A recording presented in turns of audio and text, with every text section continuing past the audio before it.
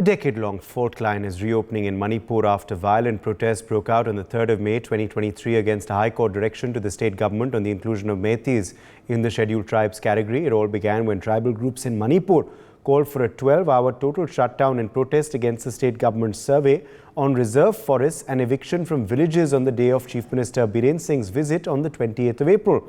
Cookies have demanded the central government for a separate union territory and administration, while the Meitei are clearly opposing this proposition.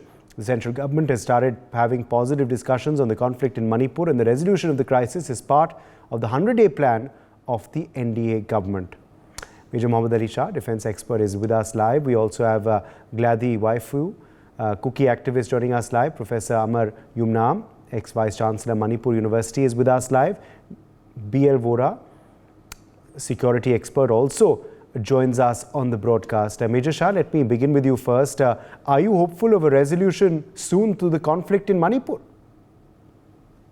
See, Uday, the very fact is this conflict has gone on for beyond a year, and the Chief Minister, Mr. N. Biren Singh of Manipur, he had come up with a resignation earlier, but the Maira Paibis, the Meitei ladies of Manipur, they had torn his resignation. They had not allowed him to resign at that time. Now, once again, he had given a fresh interview to a leading channel, and he mentioned that to stay there or not to stay there is not in his hands.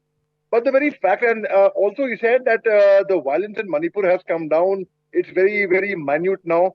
But what I gather from my input from my friends in Manipur is the violence hasn't calmed down. It's only the perception of the people. But obviously, when Meiteis cannot go back to their homes in Cookie areas, the Cookies cannot go back to their homes in the Meitei areas. So obviously, I mean, when they in a segregation of Meiteis and Cookies, earlier they were staying together, they were coexisting. Now when they in a segregation, obviously they are right now the people of Manipur, be it Cookies or be it Meiteis, I don't think they need revenge. They need rehabilitation. They need help. They need to be resettled over there. And when we talk about the peace plan, see, the peace panel of 51 members was rejected by the panelists themselves, by the members themselves. I strongly say they have been former Director General of Police of Manipur. Like, for example, I will give you, we have a live example over here, Mr. B.L. Vora. In fact, he has been the DGP of Manipur of Tripura as well. Why can't we have a panel of people who are neutral, who are neither Meiteis nor Cookies, who have had vast experience over there? Why can't they sit together? Why cannot the government take the utilization of the help of their services? We have Mr. Amrik Singh Pava. We have former GOCs of Manipur. We have who have served in Manipur. We have people who know that area back of the hand. I don't think they could have been a better person than Mr. B.L. Vora himself over here. So he would be very modest about it. But honestly, I mean, if we want peace to come in, we need neutral parties interference. Because the very fact remains, the Cookies have lost faith in their chief minister. The fact is that they have been demanding repeatedly of his resignation. The fact is, I will tell you very honestly, Uday, the Meiteis and Cookies both are very good community. Okay, unfortunately, the hatred has gone so deep inside. The wounds have become so deep that neither of them are willing to come forward and become friends. As the day goes past, it's not getting any better. By keeping mum, by brushing it on the carpet does not mean that Manipur crisis is solved. It hasn't been solved. And that should be the nation's first priority. A beautiful state which has contributed greatly towards nation building. We have Mary Kom from Manipur. We have Mirabai Chanu from Manipur. We have Ratan Thayam from Manipur. We have so many people who is the best of sportsmen come from Manipur. Best of literates. We have intellectuals from Manipur. But yet, why have we neglected a state so beautiful? Why have we kept mum about it? By brushing on the carpet does not solve any issue. We have to come, speak about it. But unfortunately, people are more interested about what's happening in foreign countries. What's happening in Russia, Hamas, what's happening in Gaza, what's happening in Russia, Ukraine, what's happening in China, Taiwan, what's happening in Iran. People are more about the Iran presidential election. People are unfortunately more interested about that. Whereas the first priority should be what's happening in our own homeland. Only when a beautiful state like Manipur comes, the peace is brought into Manipur. By hook or by crook, we have to get in peace. We come up with the different theory every time. Oh, this is happening, that's happening, this angle, that angle, this hand, that hand. The very fact is, we have not been very competent in solving the Manipur crisis, period. Now that is something with beautiful people. The Maitis are beautiful people, the Kukis are beautiful people, the Naga are beautiful people. Everyone is wonderful. They are very cultured, they are principled, they are men of the word. But why have we not been able to resolve the crisis yet? In the history of Manipur, we have seen clashes between Nagas and Kukis. We have seen in-house clashes of the Kukis. We have never seen a clash between the Maitis and the Kukis. But suddenly, after 3rd May, well, it was brewing up before 3rd May, I agree. But I would, for everyone's understanding, I would call it 3rd May. We have seen a surge in violence, and just because people are not talking about it, that does not mean things are all right over there. So we have to come forward and we have to utilize the services of people who are experienced in Manipur, people who understand that area back of the hand. They need not be in a Maite terminology. I would call it Mayank. We should. I think it's about time. We need services of people to come forward because the current thing has not been successful over there. Yes, let me in fact take that across to Glade Waifu as well. Glade, in your opinion, what really are the priorities for a solution to the conflict? What should be the areas concentrated on by the state government and the centre, who are now determined to bring about peace in the region? Priorities are very, very simple at the moment. If you look at the existence of Kukizo, they don't have an airport. The one and only airport in the entire state is Imphal, which is not accessible for the Kukizo community from 3rd May till today. That's very, very important. A second airport for them would be ideal thing for the central state government to think together. And the second thing is, things like post office are almost not functional. I personally send a speed post from Delhi to Manipur. It took 29 days. I have a record with me. It took 29 days for a simple speed post to reach within our country. And then the other thing is the helicopter service, which they so claim to provide. And gloriously, they were talking big thing about helicopter service, but only till election time, it was there, that also once in a week, every Friday. And then how many passengers can a helicopter fly? We all know that. And the Kukizo community need to travel, need to see, need to build their life once again. And all this infrastructure are our priorities. Prices are going up daily. And we all know that even the only train head that we have in Manipur is not accessible for the Kukizo community. If all these priority are not given, other things, if we talk about peace, dialogue, and other political things, those are okay, fine, those are needed. But at the moment, the priority, I think, should be the day-to-day livelihood of the Kukizo, the victim over there in Kangpokpi and Churachandpur. Imagine your life without, having an airport to yourself. The world has shrunk. From Delhi to San Francisco, we can travel in 18 hours. From here to New York, you can travel in 16 hours. From here to London, you can travel in 8 hours, but not for people in Manipur, Kukizo community. Because from 3rd May last year till today, not even a single soul of Kukizo, that include our MLAs, our representatives. They can't even, use the airport anymore. So 1 year and above, where we cannot travel, the world has, shrunk, not for us, because it took us 4 days, if we're lucky, to reach home. From Delhi, if I have to travel today, if I'm lucky, I will reach my home in Churachandpur in 4 days' time. These are our priorities. What else are we sitting together talking all these, high things which cannot be achieved at today DNA? Let's talk about something that we can achieve. Think about the helicopter service. What about the lady that's today I have a lady who's a cancer patient. She had to travel because I booked her ticket. I know the reality. I'm not talking something that's experienced by some people. For her, from Lamka to Churachandpur, she took on road of 16 hours to reach Aizawl. For a medical patient, she has to cross 3 states.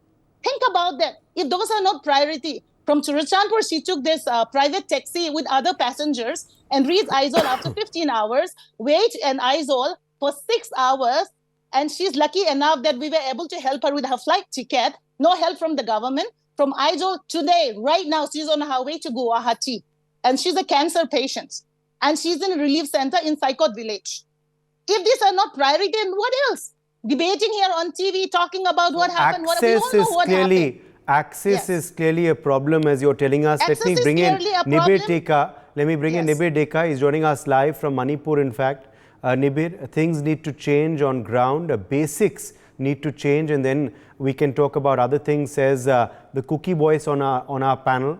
You can also give us a sense from the Maitai community, since we don't have a representative from them on the broadcast, on what they feel should be the priorities right now for a solution that is being looked at very, very closely. And also, since you're there in Manipur, Nibir, tell us what the on-ground situation currently is. Well, to look into the perspective, we also have to factor in how the civil society organizations are moving towards. Yesterday, we had a big rally in the valley led by the COCOMI, which is an umbrella organization of of civil society groups.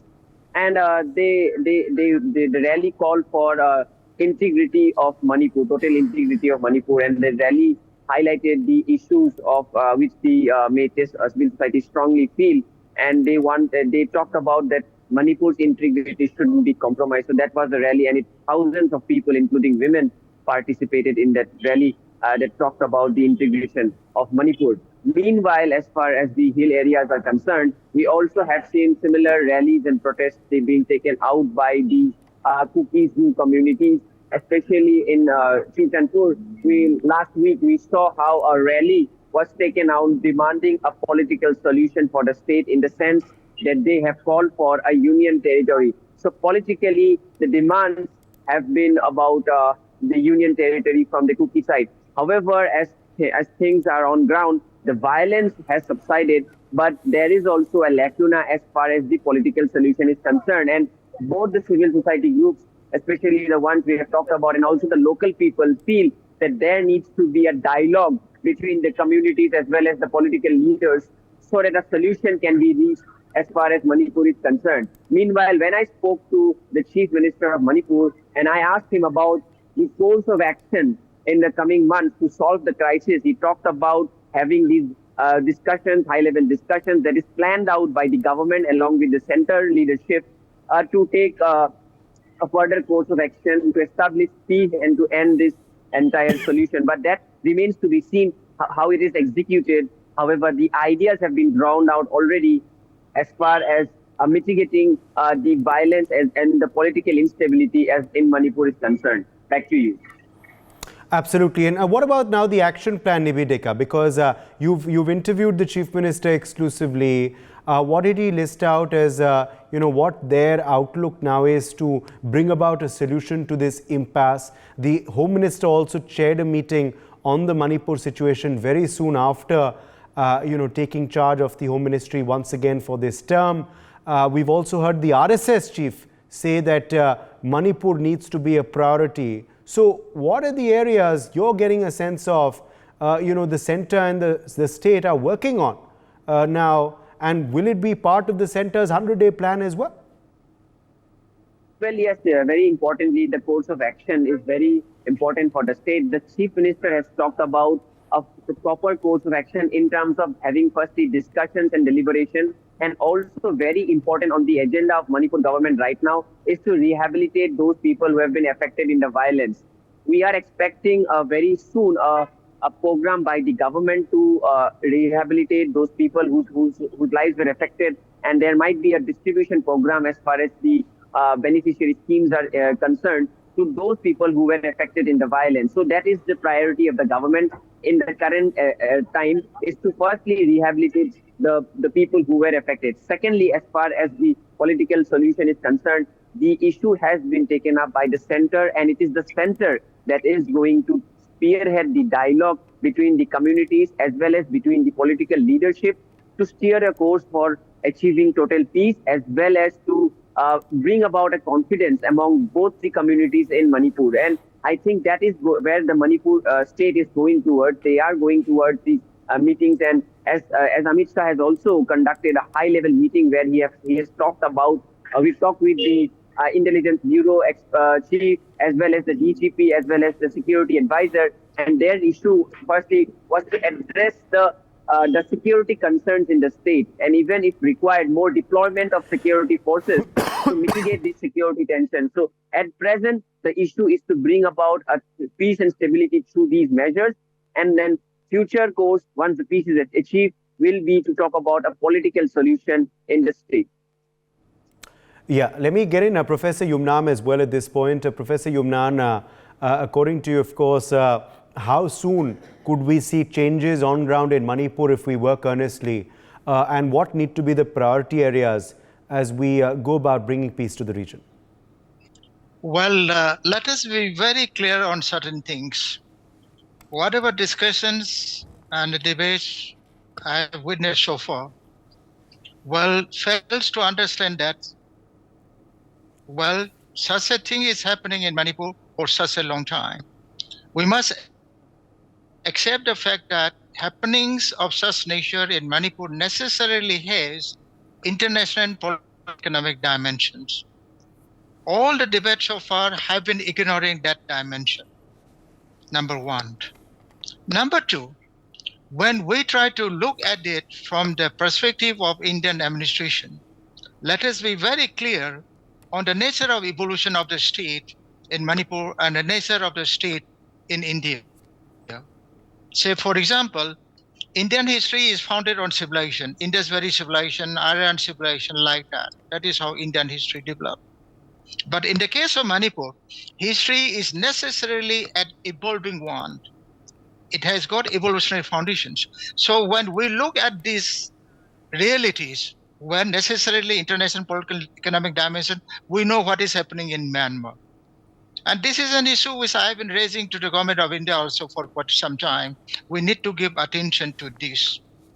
And today, okay, if we're only a question of 1 week, 2 weeks like that, we could have ignored it.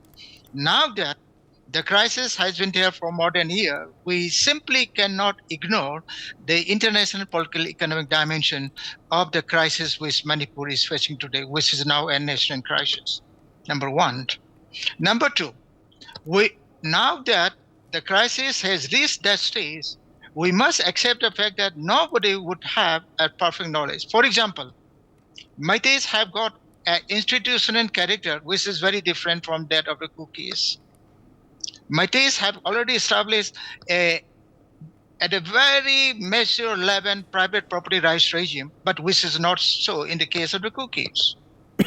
They still have the kingship. The king of the village is the owner of the property of the village. So when we have such variations in the institutional characteristics of the groups which are facing, it is very unfortunate that ethnic crisis has emerged in Manipur, but we must accept the fact that there are certain ground realities which we should keep in mind while trying to resolve the crisis. This is where, that is exactly where we cannot expect the state government nor the central government to be fully aware, to be fully knowledgeable on how to go about it.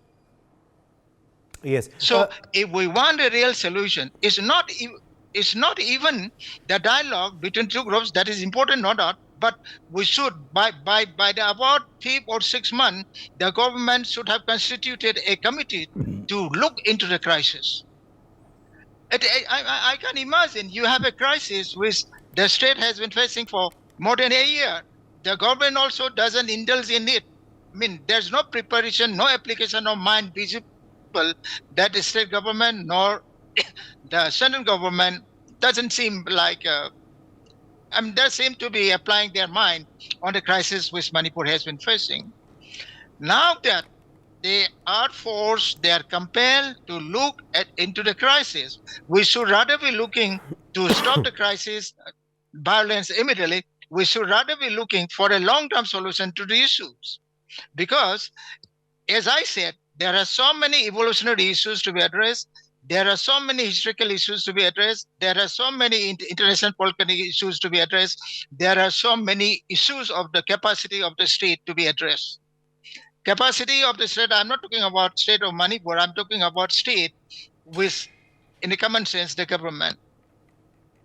So when we need to look at it, since we have already allowed the crisis to gain momentum, get spread, widespread, things like that, we really need an expert committee to be immediately constituted to examine the crisis from multiples of angles and go for a long-term solution. Okay, let me take that across to BL Vora as well. BL Vora, you understand the security of the region very well. What, according to you, need to be the priority areas? If we are going to devise this action plan and get to work on it with full earnest this time around, what should that action plan be, and what should the priority areas be? Uday, first of all, my respects to all my co-panelists. Each one of them have raised very important points. Now, I must say, let me start with the priority areas you said. I think first priority areas, full concentration is needed. And in all respects, whether it's political, bureaucratic, administrative, peace efforts, all kinds of attention must be paid. Unfortunately, in the Northeast and places like Manipur have suffered historically, politically, geographically for various reasons. One is, of course, they're far away. Then, politically, they're not strong at all, just two MPs. Who's bothered about two MPs? That is what it is. And no attention is paid because they know that these people hardly matter. And Northeast has been always on the fringe. The present government has started, but yes, but we have a long way to go. I hope the present minister, young minister, Mr. Scindia, now would pay some attention to it. Now, talking of solutions, I said first is full concentration in all respects. Fresh faces, I think, must be there, whether they're political, whether bureaucratic, whether they are on the police side. I'm making a very big statement. I am unconscious of it. I'm not condemning those who have worked or who are working, but I'm saying it's always better to have fresh faces who have fresh ideas. This is very, very important. Government is under pressure. And there are various aspects like logistics, what Glary talked about it. Like Mr. Yumnan talked about the history of the committee, or my friend, a young friend, Major Shah, raised so many issues. So I must say that unless action is taken, and by well-meaning people who just don't go to visit Northeast, just go and come back, see the Ras Leela there, or come back and do this. And logistics, what she raised. So various dimensions, violence is there, logistics is there, peace is there, weapons going away is there. God knows how many angles are there. And I think this committee, whatever committee which Professor Amar has suggested, should be stationed in Manipur with all the resources at their command. And I think if necessary, let constitution be changed if necessary. And why not? What is wrong with it? I think Manipur has suffered enough. 1 year, my God, is too long a period. And I hope now, as I think the government is being compelled, so to say, but I am afraid I know this place since 80s. First, when I was posted there. It has been suffering from violence since then, various types of violence from various dimensions. I think unless we pay full attention, we are not going to improve the situation at all. Holding meetings alone will not help because international relations are also issue involved. Myanmar is involved, China is involved, God knows what all. I think we have neglected it enough. And I think at a very high priority should be given, and some very top people should be stationed there with everything at their command if we want to solve the problem. Uday. All right. Let me, in fact, get a quick last word in from Major Muhammad Ali Shah on, of course, also Major Shah.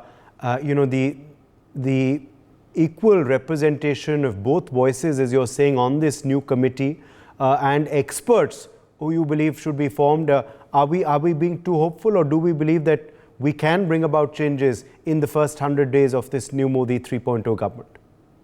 Oh, most certainly, Uday. Most certainly, a lot can be done. The will, personally, I find the will to be lacking. When there's a will, there's a way. We have not been able to solve this. And yes, if I tell you the truth, the violence has gone down. But let me tell you logically, why has it gone down? You tell Gladdy to take a flight from Delhi to Imphal and go. Will she do it? No. You tell a Maite, yes, there she is. You tell a Maite to come to Chasanpur and go back to the old house. Will he do it? No. When the two communities have been segregated, right now they need to be rehabilitated and to be brought back to their own homes. They cannot. Of course, if you keep two warring factions away, they anywhere. I'm not talking about cookies or Maite. Anywhere in the world, they will not fight at that time. But is that the solution? That is not the solution. The solution is to coexist together the way we were doing earlier. That is the solution. You tell them to coexist right now. That is the way forward. And how will that happen, Uday? That will happen with political will, firstly. Secondly, give the army a free hand. Don't tie their hands. Thirdly, we talk about a panel of experts. Get a panel of experts. Get a panel of experts who are neither Maite nor cookies. Get a panel of experts. Nagar are most welcome. Get a panel of experts. I suggested Mr. B.L. Bora's name. I suggested other names who have been former chief secretaries, former GOCs over there, former ceasefire monitoring group hosts in Nagaland, but they understand the neighboring state quite well. Get the people on ground who know, who understand. And only then peace can prevail there. Otherwise, I'm sorry, we can segregate both the communities, we can divide them, and we can say violence has gone down. But that is not the solution at all. All right. For more such videos, subscribe to the NewsX YouTube channel, hit the bell icon.